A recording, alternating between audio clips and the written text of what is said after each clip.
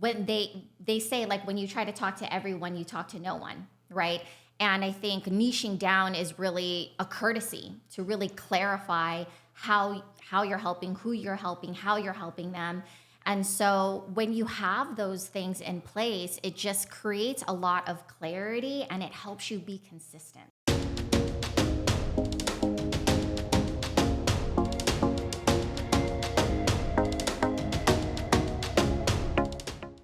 Welcome to the Leader's Mindset, where we bring you illuminating conversations from impactful leaders in business and our communities.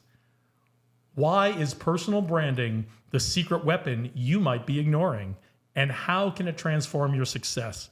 Today, we're going to find out straight from personal brand strategist Gina Nacnac. Thanks for joining us today, Gina. Thanks for having me, Jason. I'm so excited to get into this conversation with you.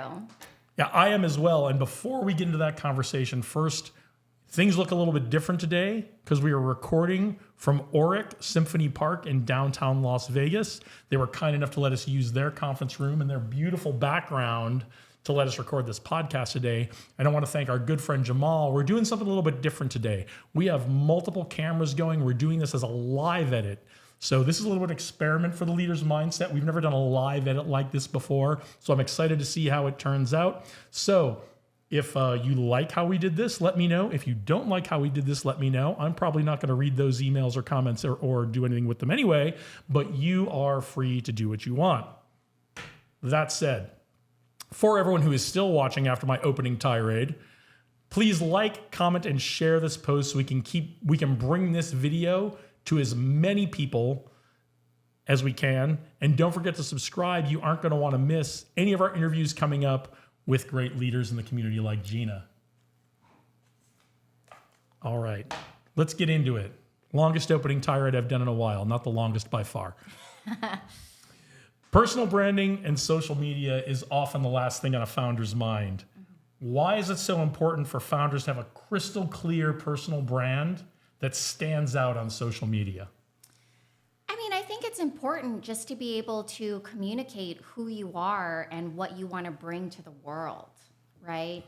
I think I'm not in the business of pitching people on the importance of having a personal brand. I really want to help people that have a message and a mission that they want to bring to the masses, and I want to be able to help them bring that and share that with the world. So I think that's why it's important for people that, have something that they want to share. Being able to share that through content and on social is the way to do it. Do you find that there are entrepreneurs, especially older folks like me, who think that the mission is going to speak for itself? They don't really need to think about the branding aspect of things? I think so. I think it's easy to assume just because you have a mission statement on your website that everybody understands what it is, right? But I think there's a difference between, how they say actions speak louder than words, right?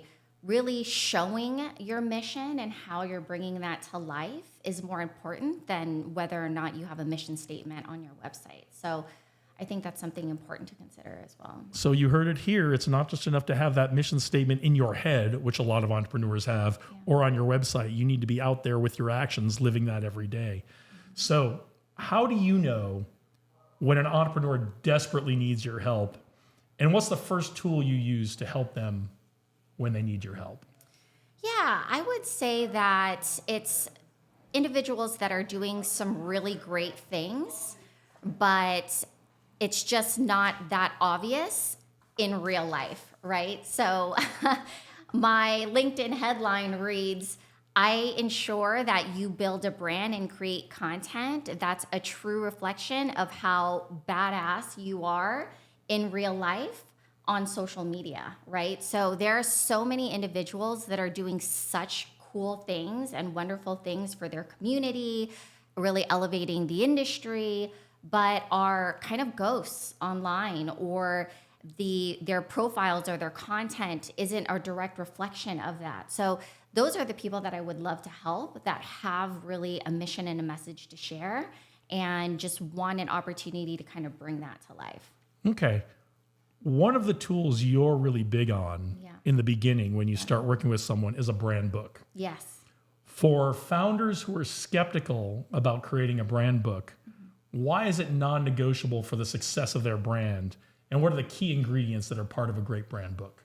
Yeah, absolutely. I think it's a foundational document, right? Just like you have a brand book for look and feel, as we call it, right? Where you're talking more about style, brand colors, and tone and voice and things like that. It's an SOP, right? It's an SOP, it's a foundational document that you can refer back to. And instead of having elements like colors and feel and all of that, which is more important for look and feel, it's a guideline of everything that you represent beyond your mission statement, right? You're really outlining who your ideal client is, what your offer is, your unique selling proposition, all of the foundational things that you will need. And why I love creating a document like this is because you can use this as a reference to leverage tools like AI, content ideas, marketing materials.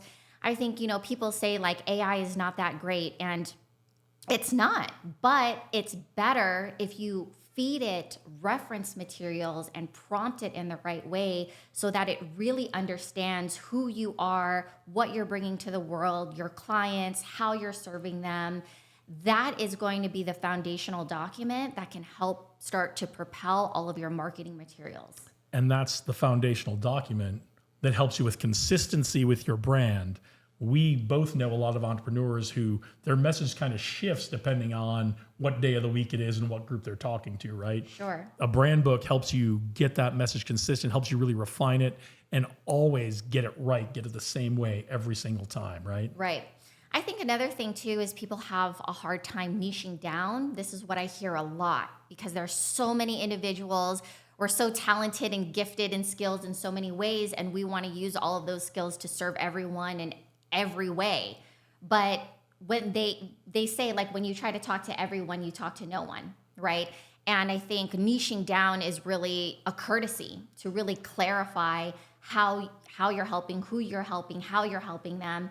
And so when you have those things in place, it just creates a lot of clarity and it helps you be consistent. So I think that's why it's so important to have a foundational document like a brand book.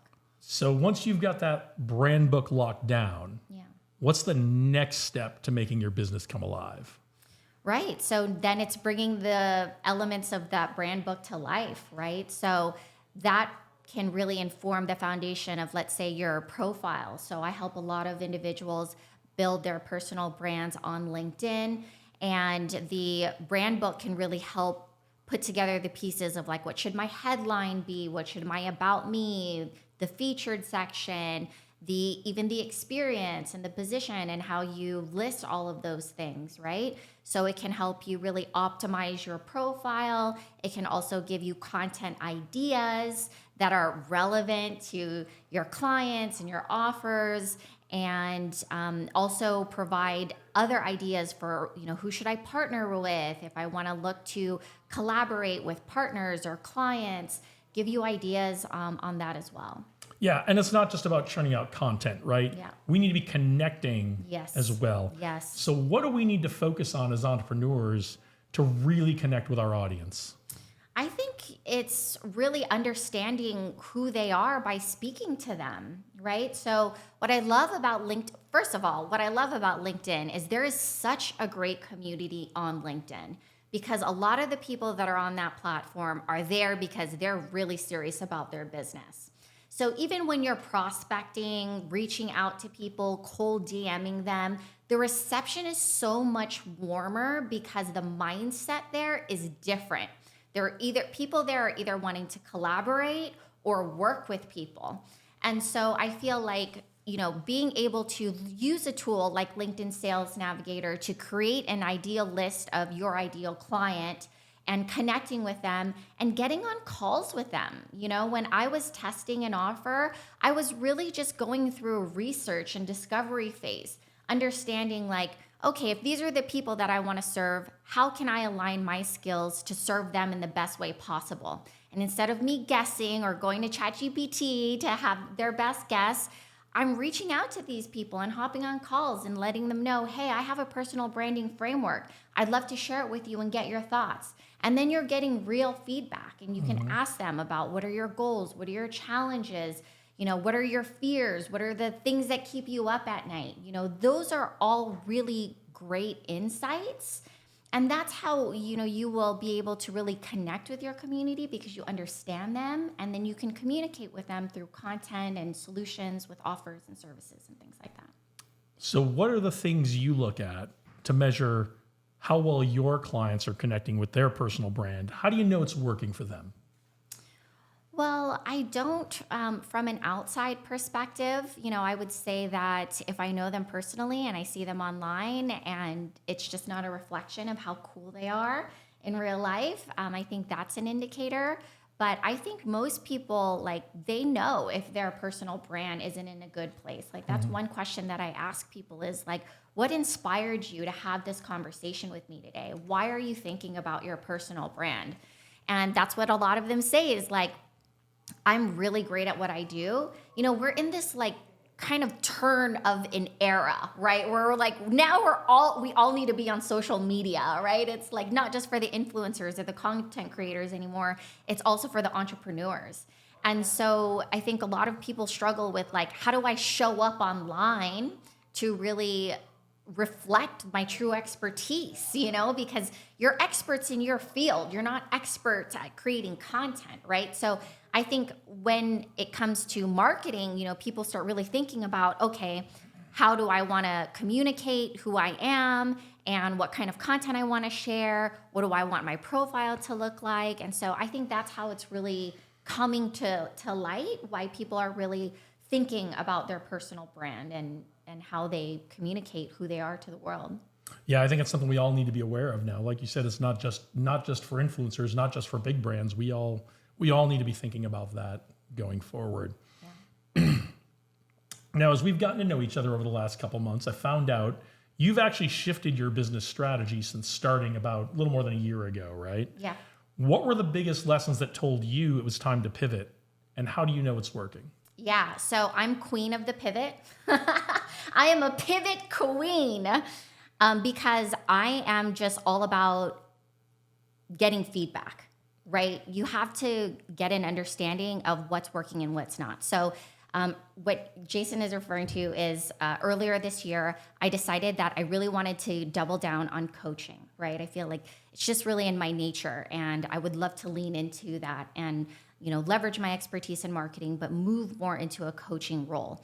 And so I entered this peak performance coaching program, made a huge investment into doing it, crafted this peak performance offer, and got on LinkedIn and went to sell it. And I obviously still had all of my experience on my LinkedIn, but added this new role of peak performance. And what I noticed is the people that wanted to talk to me about marketing. So they kind of sidestepped the peak performance thing. And so I was like, all right, you want to talk about marketing? Let's talk about marketing then. So it was just using that feedback from the marketplace, right? Which is, one, people know, like, and trust me for marketing because that's where my expertise is, right? So even if I do want to pivot into a coaching role, maybe I can do that, make the transition a little bit more gradual where I'm coaching people in marketing. And then eventually, after I've had some coaching under my belt, then I can move more into coaching, So I think it's important to use feedback. As a strategist, I'm always looking at data and figuring out how do we optimize, I'm not waiting too long. I'm waiting a couple of weeks, a month, definitely a month, doing a recap and seeing okay, what insights do we have? How can we optimize and pivot from here? Yeah, and the important thing is you're collecting the data first, right? Yeah. And that's the hard part about decision making. If you aren't collecting the data and you aren't measuring, if you're not measuring anything, it's impossible to make decisions anyway, or at least educated decisions, right? Mm-hmm. So now, as part of this new strategy, you've actually brought on some strategic partners to help you with what you're doing. What led to that decision?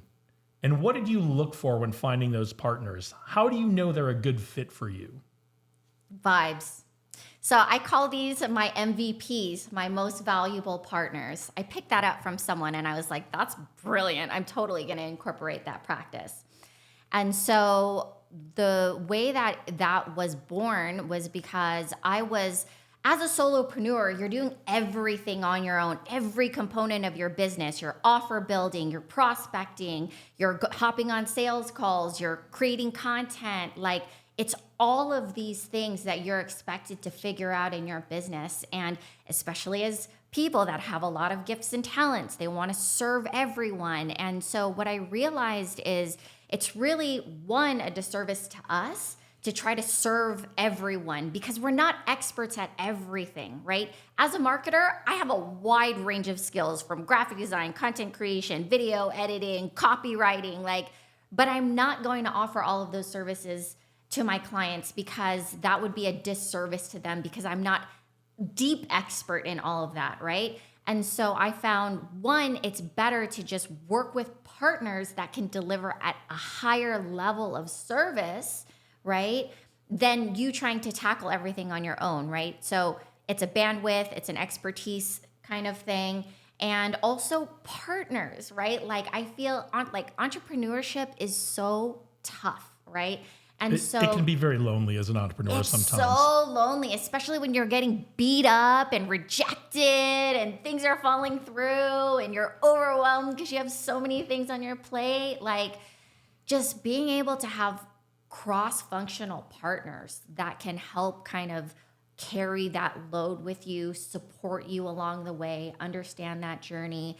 I think those are just, it's invaluable, right? It's like that proverb where it's like, you want to go fast, go alone. You want to go far, go together. And so I think that's the biggest thing that I've learned is because we can all collectively help uplift each other and support each other. And yeah, I feel like, when it's the right partner. Literally, I know this may sound a little bit woo, but it really is vibes and energy, right? Because we are influenced by the energy around us, right?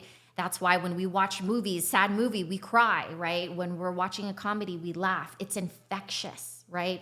And so working with strategic partners, I think it's important to have that synergy, for lack of a better word, or that energy to feed off of each other. To me, that's the easiest call because there's so many people that have a whole wide range of skills, right? There are a million videographers, right? That are in town, right? But you choose to work with who you want to work with because you get the best work when you work with people you actually enjoy working with. Absolutely. Sometimes when you know, right? Yeah, absolutely. All right. That's the best filter, I think. Well, let's take a break from the serious questions. Yeah. Let's play a game. Will you play a game with me? Okay, yeah, I'm down. All right. This game is called Rapid Response. Ooh, okay. So I'm going to ask you a series of questions. You're going to respond with the first thing that comes to your mind. Now, Okay. you don't need to give me a one-word answer. Feel free to elaborate. Okay. Feel free to take as long as you want to answer the question. What I'm looking for is to get the first thing that comes to your mind, okay? Okay, you got it. You ready to start? Yeah, let's do it. All right. Gina Nacnac, rapid response round. Your time begins now. Podcast recommendation.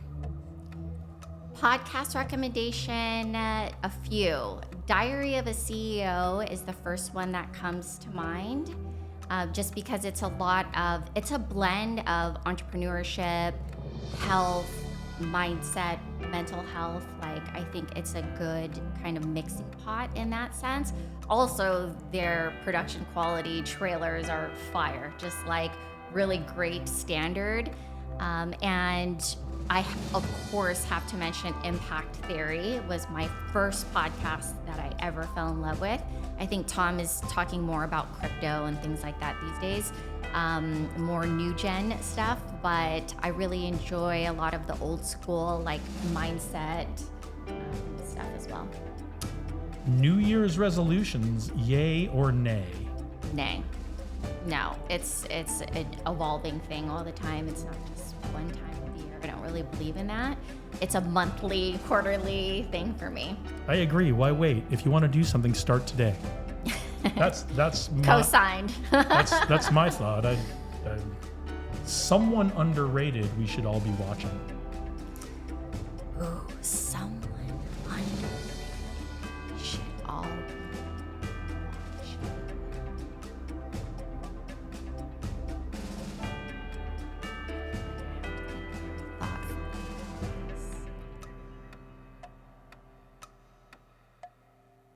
You know what? I'm going to shout out Aoife.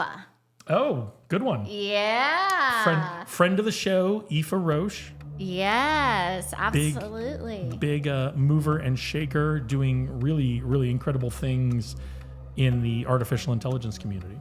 Yes, absolutely. I think the reason why I took so long for that answer is because I was reaching for people like on social media, but I think this also speaks to the impact that meeting someone in person. Like the first time I met Aoife was at Tech Alley. She was doing a presentation on a few AI platforms that she's built, and I was like looking at her with stars in my eyes because I was like, wow, this is like exactly something similar that I want to build in a branding and like social media space. And she's just so inspiring because when you see someone like live that's actually doing things that you really aspire to, I think it touches you in a different way. And just seeing a woman boss in business just crushing it is amazing. So definitely keep an eye out on Aoife Roche for sure. She's doing some really cool things in AI. Ask ROI, I think, is meant for government contracts, as well as Super Dupe, which is AI avatars. So definitely check her out. She's doing some cool things. Well, lots of groundbreaking stuff. Friend of the show, Aoife Roche. She's been on this show, so after you watch this, go watch Aoife's episode of The Leader's Mindset. And if you're feeling really ambitious, the episode of me on Aoife's podcast just dropped a couple of days ago, and we'll be sending out all the links for that. So, but enough about me. Back to our guest. Well, that was some great some great CTAs right there. I'm learning. Back to Gina, because that's why we're here today. Don't answer right away, because you get a choice on this one. Okay. Your pump up song, your get pumped up song, or your walk on music. Ooh, okay, yes. Top of mind, I already have it. I actually shared this with Jamal the other day, which is Run This Town with Jay-Z, Rihanna, classic. If this weren't on YouTube, this would be the part where we would drop the sound, but it's classic. Maybe when we do the clip on Instagram stories, we can add that there in. You go. We'll try to work that in, but that is a classic, and that is a good choice. The biggest, very fitting for Vegas too. Absolutely. The biggest influence in your life. Ooh, that's an easy one. So my Auntie Maji, I call her my spiritual guide and my life coach. She was really the biggest influence and inspiration in my life. I really turned to her as she's really like a mother figure to me, you know, and I think I learned so much from her in terms of just love and really, I'm getting choked up and emotional right now because That's good for views. She's also inspiring now in another way because she survived a brain aneurysm. And she's just such a trooper. I mean, to be able to survive something so catastrophic that way and having to learn how to read and talk and walk and everything from scratch is really just so inspiring. She continues to inspire me from this day. But I think what I appreciate most about the influence that she's had on me is, you know, she's really all about love and centered on love. And I think she really taught me a lot about empathy and compassion. And a lot of the things that she's taught me over the years, it just echoes in my mind all the time. So one thing she taught me, because I'm a very sensitive and emotional person, I'm very much an empath and soak up people's energies. And so being a very sensitive person, it's like I have to really learn how to manage my emotions. And one thing that she would tell me about people and just kind of understanding and having compassion for them, she would say, that's just their nature, right? So if someone's a little bit grumpy or maybe a little bit harsh, to not judge them so harshly or take it personally, because that's just their nature, right? So she's instilled a lot of gems like that in me that I think has taught me a lot of patience and resilience that I really appreciate. Yeah, that's a great lesson. That's a lesson my mom has been trying to teach me for my entire life, and it hasn't quite taken yet. But I am glad she's still with us. We're all glad she's still with us, and we wish you all the best going forward with that. She's doing great. She's doing amazing. So Good. thank you. A book everyone should read. You're a Badass at Making Money by Jen Shinshiro. That's an easy plug for me. That's a good one. I've read that one. Money mindset. Yep. Yeah. Best activity to start the new year. Okay, best activity to start the new year. This is a little controversial, and I've actually kind of flip-flopped on this, the idea of this, but the more information I get about it, my opinion changes. So vision boarding is huge, right? In the beginning of the year, everybody likes to do that, but I was never a big fan of it. I feel like putting pictures on a wall, like, not motivation. I'm more about like create a plan, like a game plan, and put it on your calendar kind of person. Same. Like let's just mark it on the calendar and do it. Right. Let's stop looking at pictures of it. Right. But I think I am a firm believer that the first most important skill to have is mindset, right? Because if you can't even get up the energy to make something happen, then I can understand that too, and I've definitely been in that place. So I do think that doing an exercise like Dispenza's Mind Movie, which actually has a few components. So I think one piece is kind of like a hypnotic piece, which helps tap into your subconscious mind, which is where a lot of our limiting beliefs are hiding. So I think that's really great. And watching a movie, which, I love video, so I'm biased. That's my preferred medium. But watching a movie of your life, right? So for me, it would be that speaker reel with Run This Town, right? Stepping on stage. Like, that's exciting. And I think, on those days when you need a little bit of motivation or recentering, I think utilizing a tool like that could be really fun. And now with AI and all kinds of different tools, it would be cool to put together a mind movie. So that's something I might do this year. All right. So what I heard is whether it's a physical vision board or some kind of movie, you are going to send that to us so we can share it with our audience so they can see what you've put in your mind movie / vision board. Yeah, absolutely. That's your homework, Gina. Yeah, let us know in the comments if you comment mind movie if you want to see that, and I'll do a little tutorial. Okay. Your dream vacation spot. Dream vacation spot. I have a lot, but at the top of my list, probably Maldives. Good one. I've never been. I would love to go there as well. Yeah. Let's book a flight. Let's go. I probably should learn how to swim first.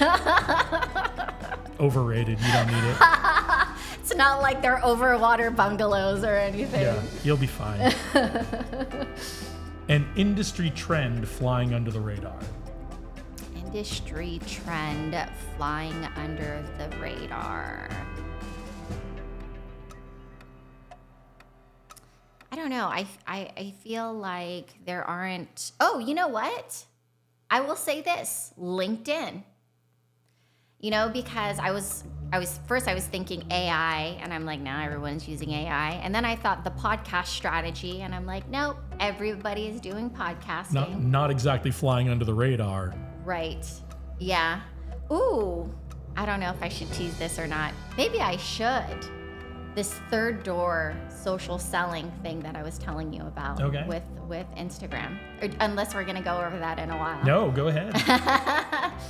So one thing that I think that's flying under the radar right now is what I guess am calling the third door. So this concept of a third door I took from Alec.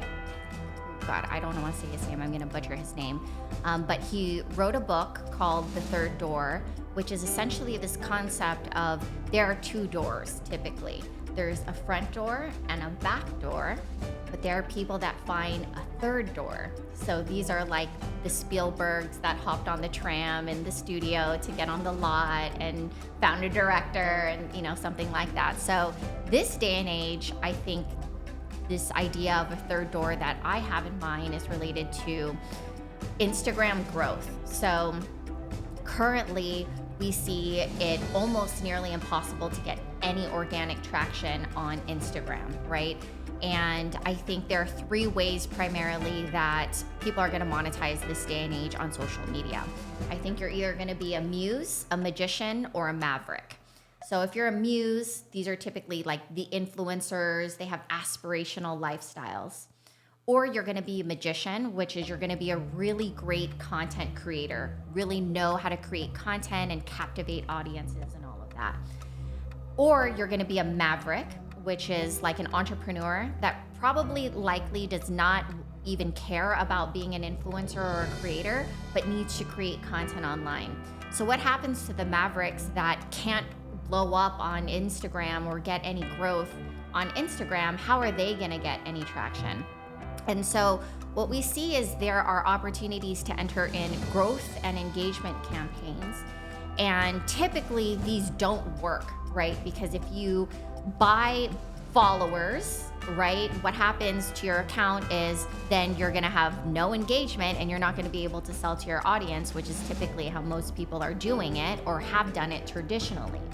But if there is a way to get into both a growth campaign and an engagement campaign, then you have a profile that now has a lot of followers and has great engagement on it.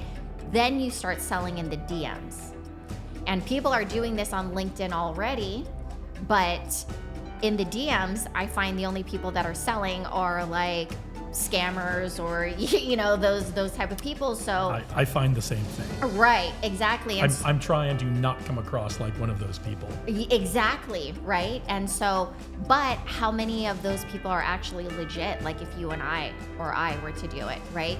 Because I think this is the problem, is that we're experts in real life, but it's just impossible, nearly impossible, to show that on social media because you're not getting any traction in the algorithm. That doesn't mean just because our follower count diminishes our expertise, but unfortunately, the world that we live in now, it's all about perception. So that's what it appears to be. So this third door, you're essentially getting the growth, getting the engagement, and selling in the DMs. People are doing this already on LinkedIn. I think now is going to be like the time to do it on Instagram. So my answer to that is gonna be 2-part. It's gonna be, one is the Instagram growth, and then the other is also LinkedIn. So many people, so many professionals are not on LinkedIn. I have so many people say, oh, you do LinkedIn? I need to talk to you about that. And they never talk to me about it. And I'm like, you are sleeping on such a great platform because everybody on LinkedIn is about their business. They're either gonna support you, refer you, or do business with you. Yeah, and hey, LinkedIn, how about an expertise rating as part of the algorithm, right? You judge us on our expertise, not how many followers or how much engagement we had. Well, there is a way to do that. Now they're offering top voice badges, which appears as a badge on your LinkedIn profile.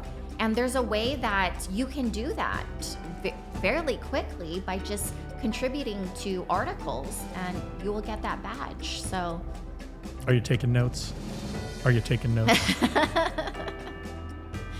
Last rapid response question. Yes. Your favorite sports team or player? Ooh, easy.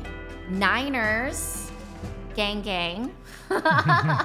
I'm from the Bay, so I'm a Niner girl.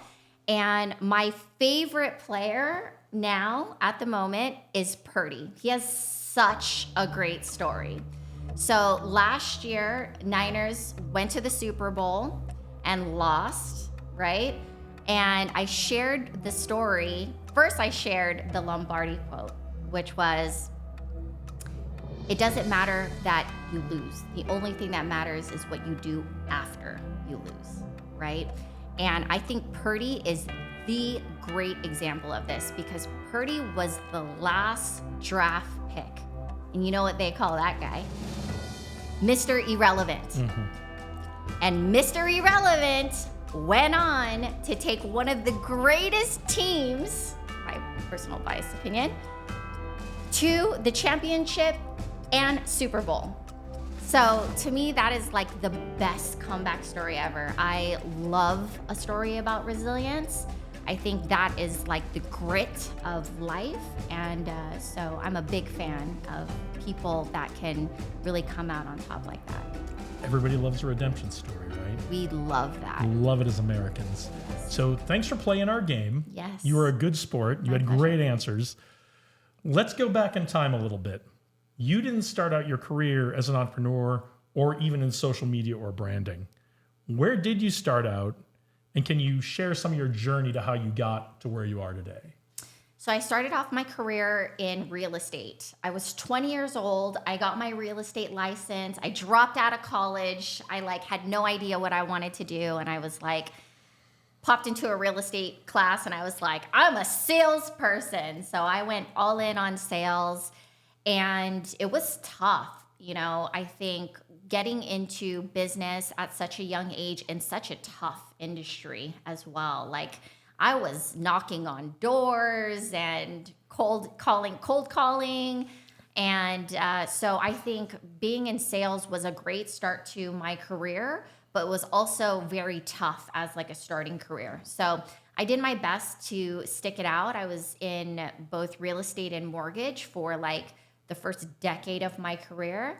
And then I migrated over to marketing because I love that it was kind of this blend of science and art, right? I love that you can kind of blend analytics and psychology with creativity to connect with people in really unique ways. So I got really excited about being in marketing, and I strategically placed myself in a position to be able to transition. So I did that I was in real estate working as an executive assistant, transitioned to working as an executive assistant to the VP of e-commerce. It was hilarious because when I got the call for the interview, I didn't even know what e-commerce was at the time. And I showed up to the interview kind of completely unprepared. It was kind of my Hail Mary before I was thinking I was going to have to leave LA and move back home. And I sat down to the interview and the VP asked me, what is your 5-year plan? And I was like, I don't have a 5-year plan. I didn't even have a 5-day plan. So because I didn't have a canned answer, I just spoke from my heart and I told him I would love to learn as much about marketing as possible and eventually transition to a role in marketing. And thankfully for me, I was in the presence of a leader that really cared about developing people in his team. And so that's why he hired me as his assistant. And I did exactly that. I would sit in meetings, on calls or in the back of the conference room, listening in on these meetings, picking up the business acumen, the marketing acumen to really get an understanding. And then I was parallel pathing. I went back to school to finish my degree in business marketing. And so I was working full-time. I was going to school full-time. And my colleagues and team just saw how serious I was about transitioning to marketing. So when the opportunity came to test the influencer marketing program to see if it was a viable channel, I was the first one to raise my hand. And they gladly gave it to me. And I think that experience was really great because I had an opportunity to work with executives for so many years that I really understood how they were looking at data and how they were making decisions. So when I went to launch the influencer marketing program, I was very strategic in making sure that I could speak directly to KPIs and prove ROI, so that we could launch the channel as a viable channel. So that's how it all came about. I want to jump in with something here because we say it on this podcast a lot, and she said it a lot better than I've ever said it. You've got to pay attention to what the decision makers find valuable. You've got to pay attention to how the decision makers in your life make decisions. Yes. Thank you for highlighting that. Yeah. I'd like to make sure the audience gets sometimes we just need to underline things a little bit. Yeah, absolutely. So I know you went through some very challenging times in your last few years in corporate, some really emotional phases. Yeah. How did you find the resilience? We talked about grit and resilience a little while ago. How did you find the resilience to get through it all? And what's your advice for someone going through hardship right now? So resilience is my favorite topic because I feel like this is really the only skill we need in life. I mean, through life and business, like we need to be able to learn how to bounce back.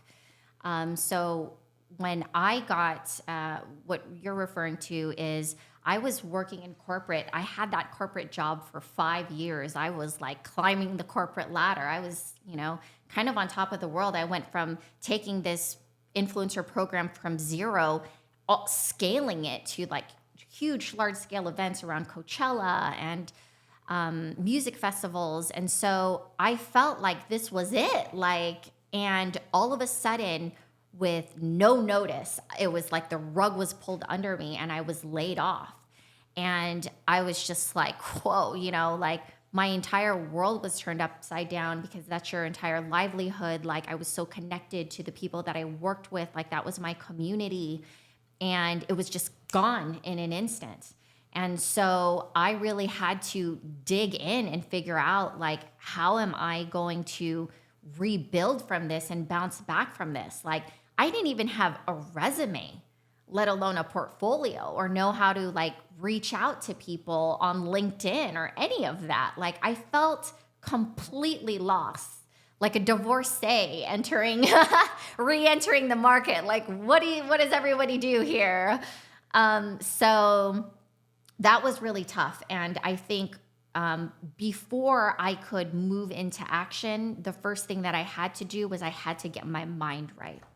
So this is why I kind of retracted on the idea of having a vision board or a mind movie, because sometimes you need to get your mindset is the first thing, right? You're not going to get out of bed if you don't have the energy to do it, right? And so I think that the most important thing is to be able to control our mind and emotions, because a lot of times that's what's driving the ship, right? And so one of the first things that I did to really get my mind right was, one, I got sober, because I was noticing that, it's wild how like one day you're partying and having fun and it just becomes this routine thing.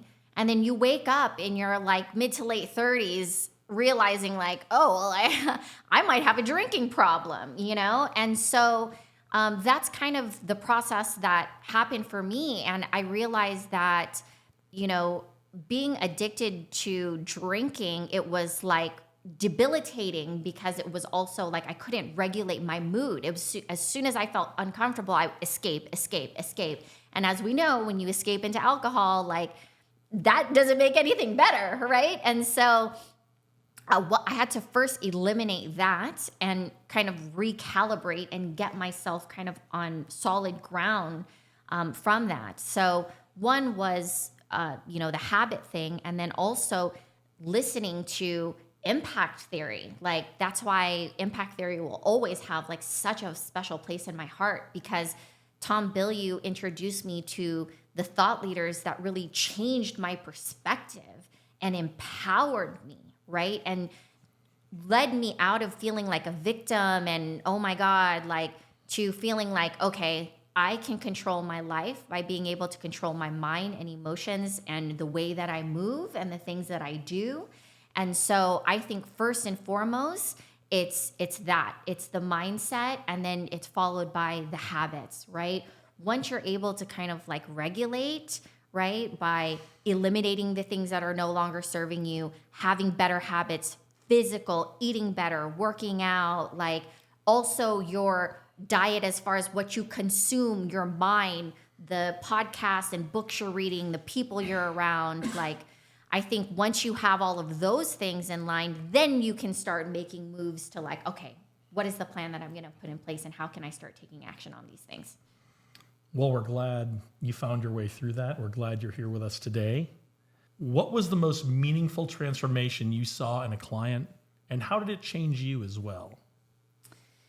Yeah, absolutely. My favorite client transformations are really related to the way that the client sees themselves after our work together. Like, I love when I see clients really work through their own, what they feel are challenges, right? Whether that's crafting their offer or their messaging or their content or overcoming some limiting belief that they have around what they're trying to share with the world, and talking through those things with them so it shifts their perspective, so they see it in a different way and feel more empowered after it. Those are always my favorite moments. And I think that really makes an impact on me because it makes me realize the kind of impact that I can have on others. Yeah, what a great world we live in, that we can have an impact on each other and help each other grow and improve. Yeah. Now we're just starting 2025. Yeah. What's a short-term goal that you have? And then what's your big goal for 2025? Yeah, so short-term goals are really just related to getting a lot of the pieces of my business in place, right? There are so many channels and strategies. I think one thing that I'm going to be doing differently this coming year, is treating each social channel as its own individual thing. Prior to that, I was just leveraging short form videos across all of the short form channels. But now I'm really understanding that each platform is really unique, takes its own unique different content. Sure, we can repurpose and leverage the content cross channel, but I think that each channel should have its specific strategy. And I'm really pivoting to using these channels as more of a acquisition tool. Prior to that, creating content was mostly related to sharing and connecting with potential clients and my community, but also it was more of like brand sponsorship play. But I think nowadays I'm changing my business to really focus more on a social acquisition tool. So my focus in the short term is playing the game that should be played to each unique platform. As far as long-term goals, it's really to just expand my network and my business. I used to hate this response. Like, people say, like, expand. I'm like, what does that even mean? But now I'm really understanding, especially being in this Vegas entrepreneurial community, is like no other community that I've ever experienced. Everyone is so supportive of one another. And now I'm really realizing and understanding the importance of having cross-functional partners, my MVPs, as I like to call them.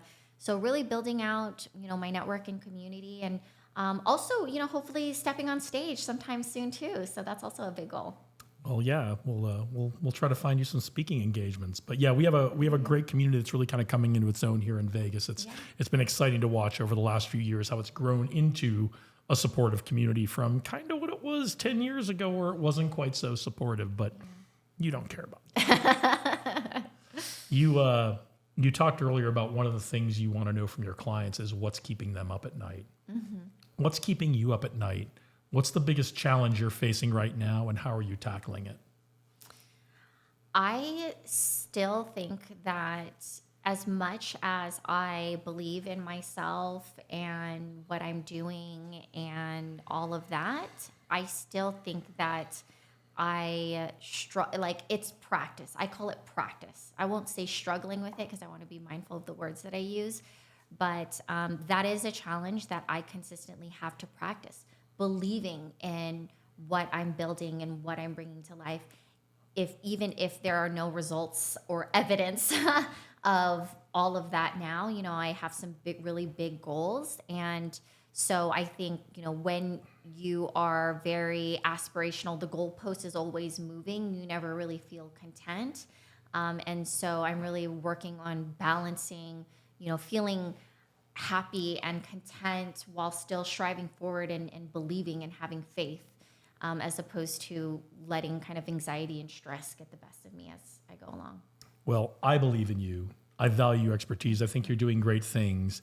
And as we wrap up, so that other people can value your expertise. If someone's watching or listening right now and they're feeling overwhelmed by the idea of branding, what's the very first step they should take today?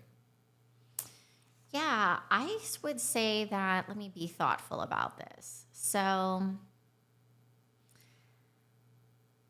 if someone is struggling with branding, I think the first step that you should take is really just asking yourself, what do I want people to think, feel, and do when they come across me and my content? Right? Because ultimately, like, we can start building business strategy and content strategy and social strategy around your brand. But ultimately, I think it's important to really ground yourself in what you really want to bring to life. And I think understanding what you want people to think, feel, and do is a simple thing that can just give you a lot of clarity. Well, I think that's an amazing place to leave it. Gina, thank you for dropping so much wisdom on us today. Tell everyone where they can connect with you and how they can work with you so they can elevate their personal brand just like you are, and so they can thank you for joining us today. Yeah, absolutely. I'd love to connect with you. LinkedIn would be great. I'm at Gina Nacnac. That is Nacnac. Not a layup to a joke. My real last name. I wasn't going to go there, but you brought it up. Put your knack jokes in the comments. Yeah, so LinkedIn would be great. Also Instagram as well. DM me. I'm at Gina Nacnac, and I'm also at Gina Lynn Nacnac, my alter ego. Oh, I don't think I know about that one. I'm actually racing myself. I'm doing a test on Instagram.